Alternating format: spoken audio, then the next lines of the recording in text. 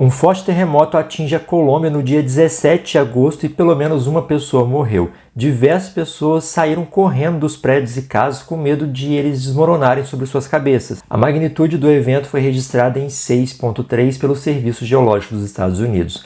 Vamos entender melhor essa história.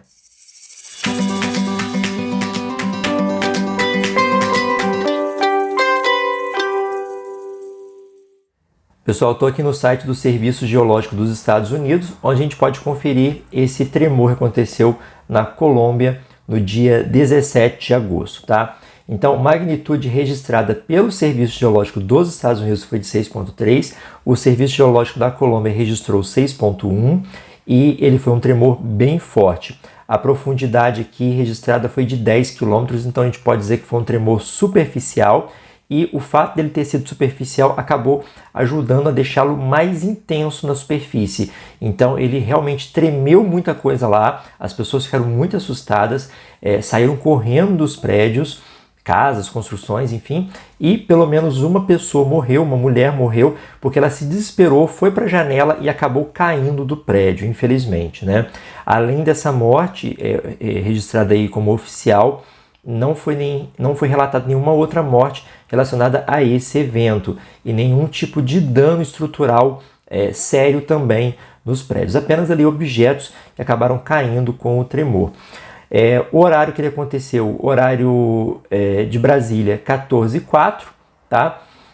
Aqui está no horário UTC-3, UTC é o Tempo Universal Coordenado, que é o fuso de referência que a gente utiliza para os demais fusos horários do mundo. Então, como eu estou acessando o site aqui do Rio de Janeiro, horário de Brasília, ele já automaticamente coloca o fuso em que eu estou. No caso, a hora que eu estou, 14h04, que foi a hora que esse sismo aconteceu no horário de Brasília. Colômbia ali, se eu não me engano, 2 horas a menos, então deve ter sido lá meio-dia, tá? Se eu não estiver enganado. Bom, pessoal, aqui a gente já consegue observar algumas características interessantes sobre esse terremoto que vale a pena a gente destacar. Ele aconteceu na região de Cumaral, que fica ali bem próximo da capital Bogotá. Deixa eu mostrar para vocês aqui, ó. Bogotá fica bem numa região central do país e fica justamente na região bem próxima ao encontro das duas placas tectônicas, né? Placa sul-americana e placa de Nazca. Encontro esse que a gente percebe aqui, ó, nessa linha vermelha é a divisão das placas, tá? Então é justamente o limite convergente da placa sul-americana sobre a placa de Nazca, que a placa de Nazca está entrando em subducção, ela está afundando em direção ao manto, a placa sul-americana ela cavalga, acaba criando uma rugosidade aqui que forma a Cordilheira dos Andes, enorme, que a gente conhece muito bem ao longo de toda a costa oeste da América do Sul, inclusive passando aqui pela Colômbia. Paralela ao litoral oeste da América do Sul, a gente tem a formação de uma fossa oceânica. Então, essas são as principais consequências aqui no relevo do encontro convergente entre a placa sul-americana e a placa de Nazca. E é um tipo de limite que é propício à formação de terremotos muito fortes. Vale destacar que qualquer área do planeta Terra podem acontecer ali terremotos em qualquer local, inclusive no interior de placas tectônicas, como a gente observa exaustivamente aqui no território brasileiro. Porém, é justamente no limite de placa tectônica que a gente tem os eventos mais fortes e uma ocorrência maior. Então, se a gente analisa um mapa de ocorrência de terremotos ao longo de todo o planeta, sempre ao longo de placas tectônicas, sempre ao longo de bordas de placas tectônicas, a gente tem uma atividade sísmica maior e mais intensa. Então, muitos terremotos e terremotos mais fortes. E é justamente nessa área aqui, né, próxima à capital, próxima à região central, onde ocorreu esse evento.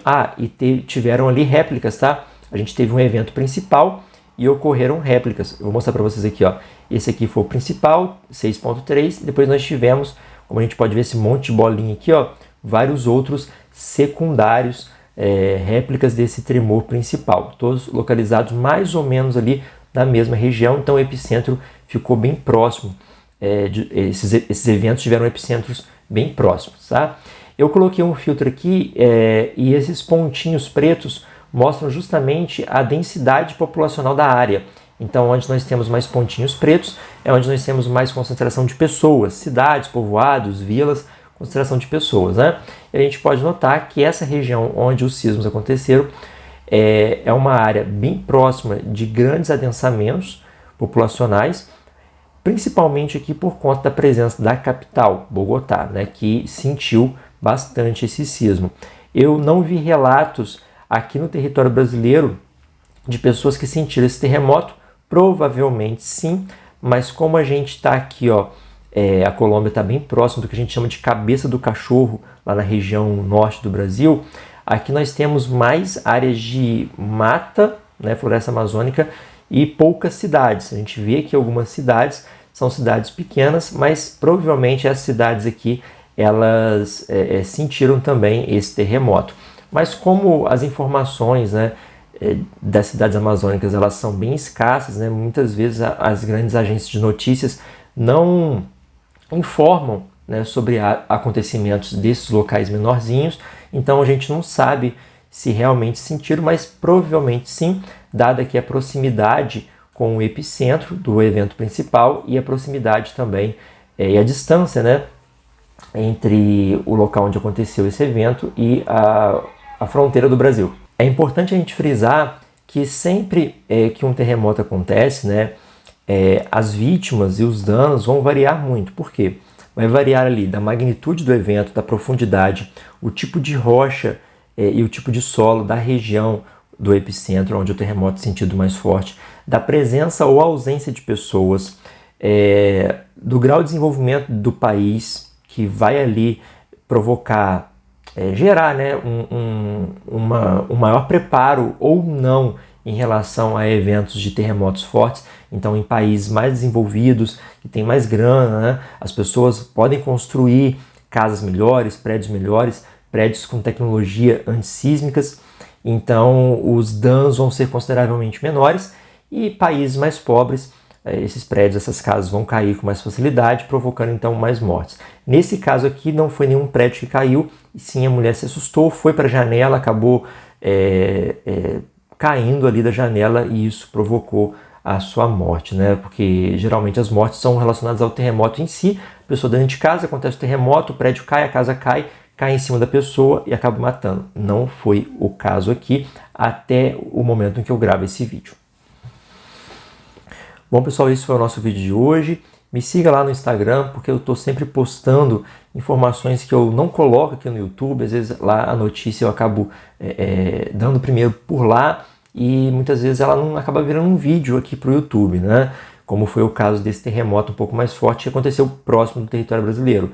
Mas é interessante você me seguir por lá também para acabar sabendo de mais notícias desse nosso mundão. Eu vou ficando por aqui, um grande abraço, uma boa semana e até a próxima. Tchau, tchau.